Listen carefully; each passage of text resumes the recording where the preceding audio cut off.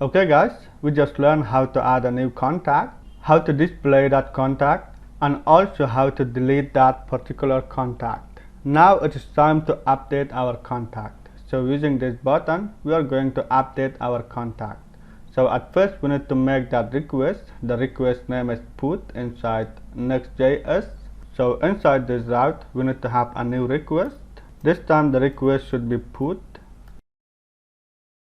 At first we need to get the data that need to be updated here. So they are coming from request. I'm going to just write them here, equal to await request.json. Okay, I just simply copy and paste these data from here. Alright, now in here we need to have a new variable, updated contact, which is equal to await contacts dot find by id and update. So in here, as you can see, we need to have an id. So we are going to get the id similar to this delete request. I'm going to copy this id from here and just paste it here. Okay, so the first argument is going to be id, and the second one is going to be all the data that need to be updated. So I'm going to copy this from here and just paste it here. Okay, now let's return a new response here. Return next response dot json, and we are going to just pass this updated contact here. I'm going to copy this error message from here and just paste it here. Okay, alright guys, our request is ready. You can test it if you want using postman inside VS Code. Now the request is going to be put, and the URL is going to be localhost 3000 API/contact, and we need to add this question mark ID, which is equal to. Now we need to get an ID from our database. As you can see, we have two data in here. So I'm going to copy the ID of Ali from here.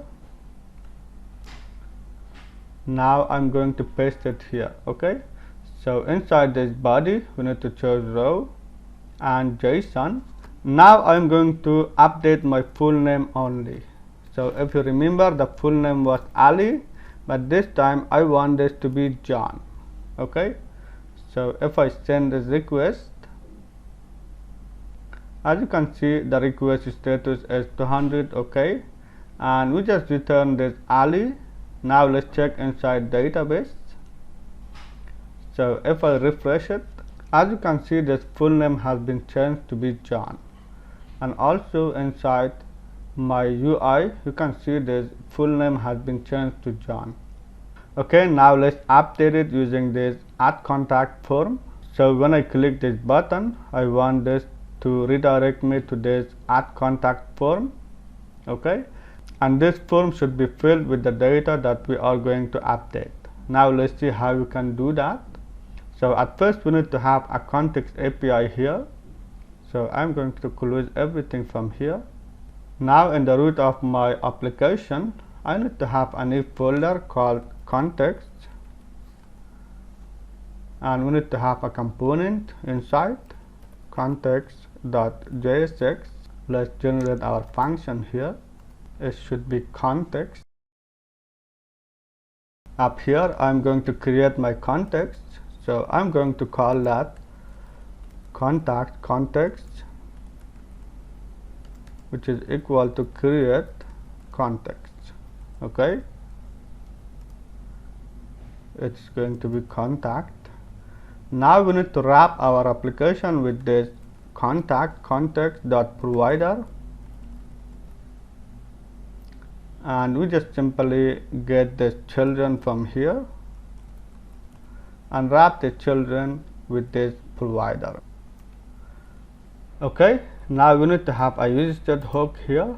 I'm going to name this update, set update, which is equal to useState, and by default it's going to have this empty object. Okay, now we need to make this component to be client component. Alright, now you can pass this useState hook to our context API using value. You can write here value and make sure to add this inside this double curly braces. Okay, now we need to have a new function. So whenever we need this data, we can just import them from that function. So down here, I'm going to export a new function here. I'm going to name this context value, which is equal to this arrow function. Use context. Okay, and we just pass this context inside. Okay guys, our context API is ready. Now let's wrap our application. So inside this app folder, you can open layout. Now you can wrap our children with this context API. Okay, make sure to import that and just wrap the children with this. Okay, as you can see, we don't have any error. It means that our context API has been successfully added inside our application. Now let's open our single contact component. So inside this component, we have this single contact. As you can see, we have this update button in here. So at first we need to import this useState hook from our context API. It was update, which is equal to context value. Okay, and we also need this set update here. So in here we need to have a new function, const update contact. We need to get our data. Okay, and we just set this update to our new data.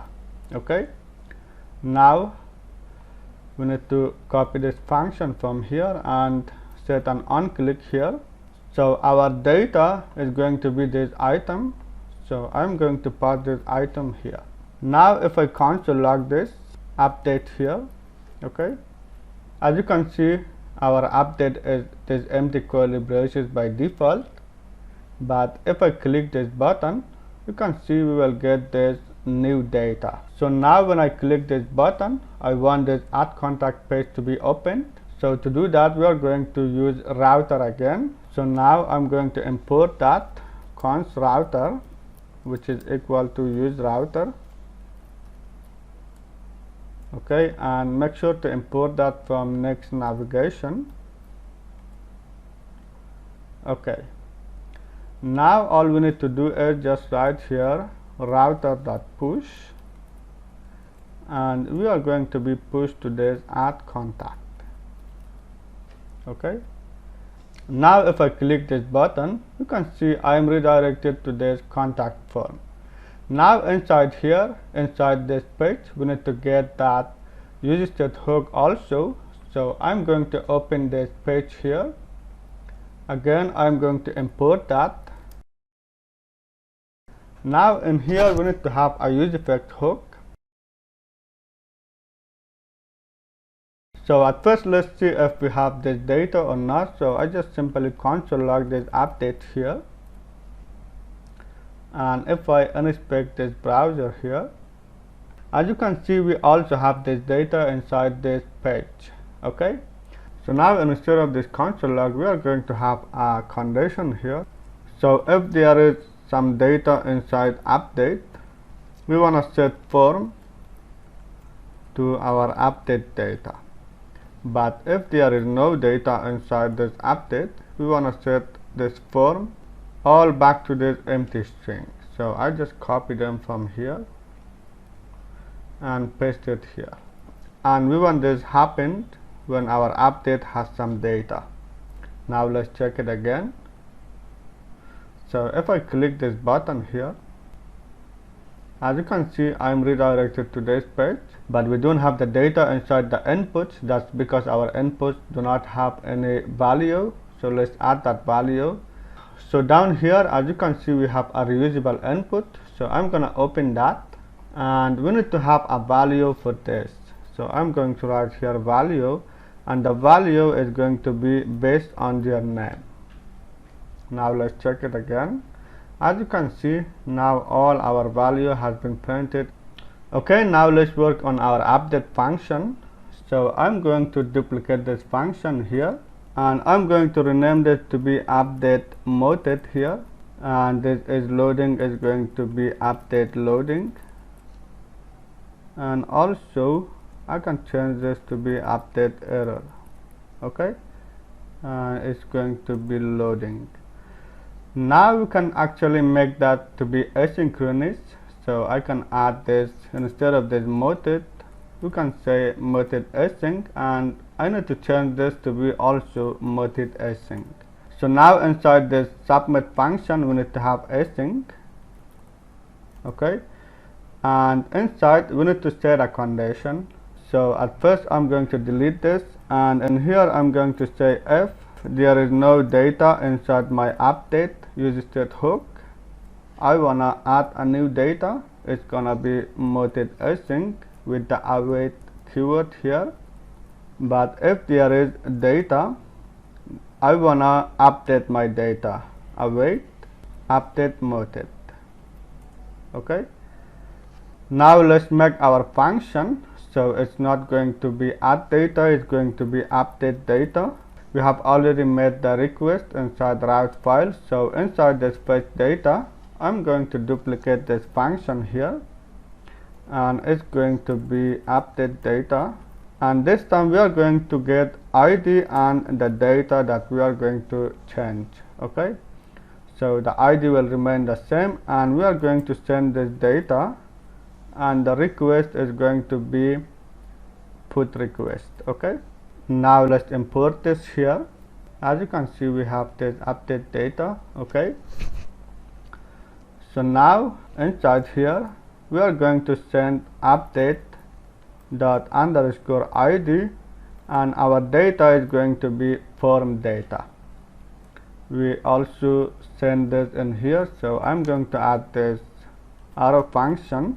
So we are going to say update dot underscore ID and also this form data.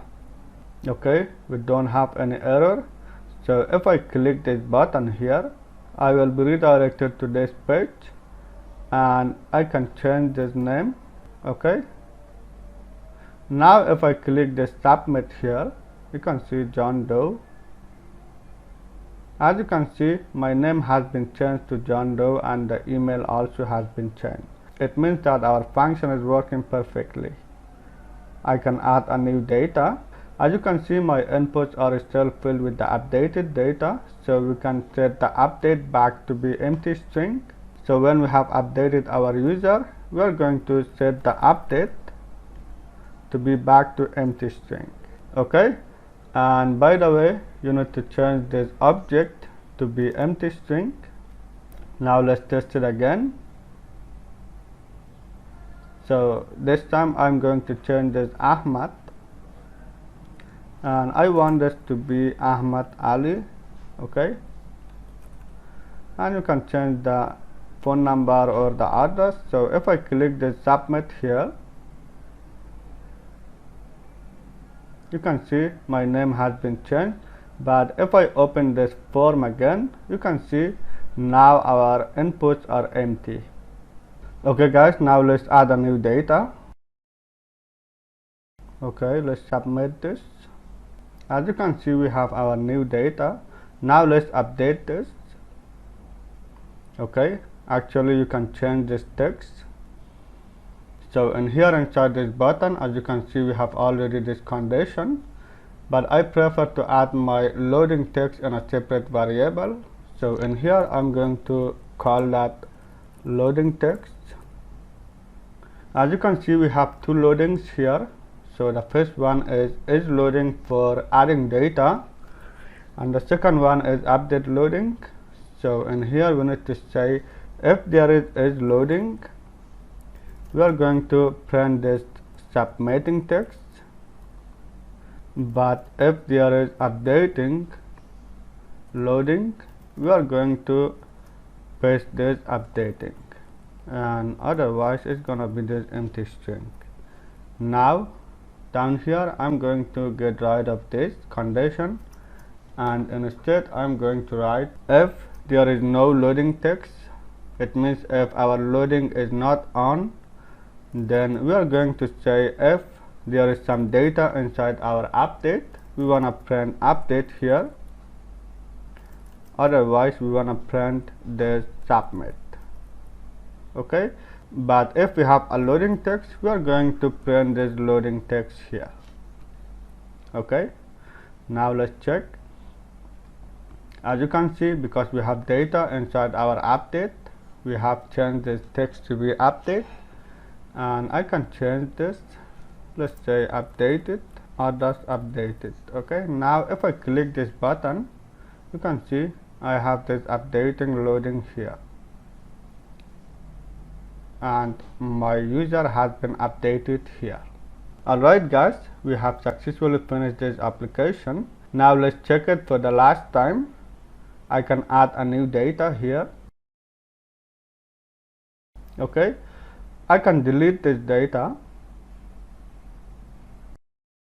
and also I can update this data. So if I click this button, I can add a new text here, and we need to add this number updated. Okay, now if I click this update, you can see my data has been updated. Alright guys, that's it. I hope you learned something from this video. So if you want to watch more videos like this, make sure to like the video, leave a comment, and give a subscribe to my channel. See you in the next video.